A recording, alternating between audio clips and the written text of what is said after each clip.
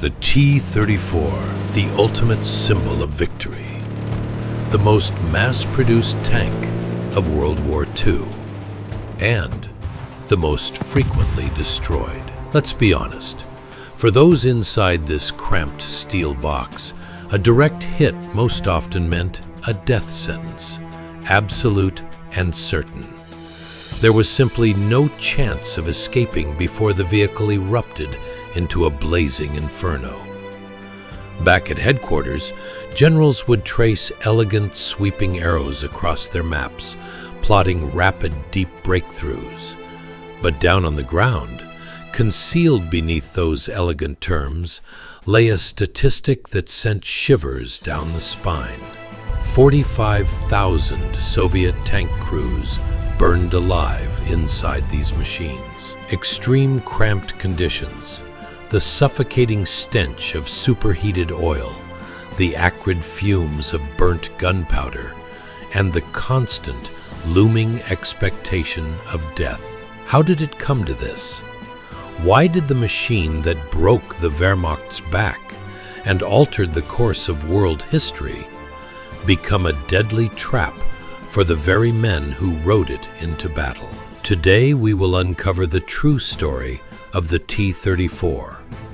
Stripped of all ceremonial gloss and worn-out myths, just the stark, unvarnished facts. Tens of thousands of swift BT tanks, an indestructible steel avalanche, ready to sweep away everything in its path. Well, at least that is how beautifully it looked on propaganda posters and generals' maps. But in reality? In reality, this entire armada consisted of cardboard boxes on tracks. 13 millimeters of armor. That is thinner than the door of an ordinary modern car. In the 1930s, Soviet factories learned to churn out machines by the thousands, blindly copying British and American blueprints. Yet they had not yet mastered the art of making them survivable. These paper-thin illusions shattered in 1938 at Lake Khasan. Japanese artillery simply shredded the pride of the Soviet forces, turning them into sieves. The tanks burst into flames like matches. Tank crews burned alive inside the very machines that were supposed to protect them. It became painfully obvious. Attempting to modernize this junk was a one-way ticket to oblivion. And that was when one man decided to go against the system, Mikhail Koshkin. While high-ranking officials demanded the continued mass production of the familiar cardboard BTs, Koshkin staked everything: his career, his freedom, and, quite possibly, his life. He unveiled an absolutely audacious project: the A-32. Scrap the laughable pea-shooter cannon and install a powerful 76mm gun instead. And most importantly, deploy reinforced steel plating at the correct, rational angles of inclination. Koshkin rammed this idea through the concrete wall of bureaucratic skepticism, proving his concept on the proving grounds and personally in Stalin's own office. And he prevailed. The project was approved. Thus, a name was born: the T-34. The tank's key feature is its rational armor angles. The frontal plate is just 45 millimeters thick, but a 60-degree slope increases the effective armor thickness to 90 millimeters. The side armor ranged from 40 to 45 millimeters.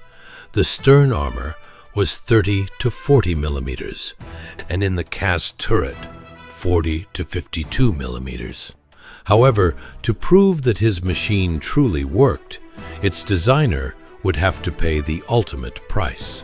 To prove the reliability of the machine, the tanks lacked sufficient test mileage. Consequently, chief designer Mikhail Koshkin went all in. In March 1940, 2 prototypes set off under their own power from Kharkov to Moscow, 750 kilometers across spring mud and snowdrifts. Koshkin himself sat at the controls. 5 days later, 2 experienced prototypes rolled onto Red Square in Moscow. This grueling forced march cost him his life, succumbing to severe pneumonia. Yet he proved the most critical point: the engine and suspension could withstand any strain. Koshkin disregarded his doctor's orders and set off on the return journey. Anti-tank weaponry fell silent. Through the smoke emerged a silhouette not found in Guderian's field manuals: wide tracks, sloped armor, the T-34. The German artillerymen opened fire. The only thing was, they didn't yet realize who they had messed with. The hull of the T-34 could withstand up to 20 direct hits from German 37mm cannons. The shells would ricochet and whistle away into the sky. Artillerymen nicknamed these guns door knockers because they failed to penetrate the armor, merely knocking against it instead. Even the new 50mm guns of the Panzer III were powerless against the sloped armor of the T-34s. Meanwhile, the Soviet tank, armed with a 76mm cannon, could effortlessly destroy any German tank from any distance. The T-34 taught the world that the shape of armor is no less important than its thickness. The brilliant hull protection and excellent gun were undermined by a single, brutal compromise. The early T-34 turret was a true ergonomic nightmare. First and foremost, it was a 2-man turret. This meant that the tank commander was forced to double as the gunner. In the heat of battle, he had to assess the tactical situation, issue orders to the driver, and, simultaneously, scan for targets through a narrow gun sight and open fire. A human being simply couldn't do it all at once. Another problem was the lack of visibility. Early versions lacked a commander's cupola. To simply look around, the commander had to crack open the massive top hatch, exposing himself to bullets and shrapnel. Down below, beneath the crew's feet, there was no so-called rotating floor plate. The floor remained stationary. Consequently, whenever the turret traversed to track a target, the loader, cramped for space and hefting a heavy shell, was forced to literally hop over crates scattered across the floor, struggling to avoid breaking his legs. The vehicle demanded incredible physical endurance from its crew. But how is one to fight when one is blind and deaf? At the time, radio sets were an unaffordable luxury. They were installed only in command tanks. The remaining crews relied on old-school methods. The platoon commander would stick his head out and wave signal flags. Now, try spotting a scrap of fabric through a murky triplex viewport with abysmal optics, all while a thick pall of gunpowder smoke hangs heavy in the air. Consequently, the tanks advanced blindly, bunching together and becoming perfect targets for German 88mm anti-aircraft guns. And that was assuming the tank even made it to the battlefield in the first place. The transmissions on early T-34s would disintegrate every 100 kilometers. There were no spare parts, there was no support, and so the tank crews were left with only one option. With tears in their eyes, they would use grenades to destroy their own, otherwise perfectly functional machines, and then trudge back to their lines on foot. While tanks were perishing by the hundreds on the front lines, salvation arrived thousands of kilometers to the east. An absolutely unprecedented exodus of Soviet industry to the Urals and Siberia had begun.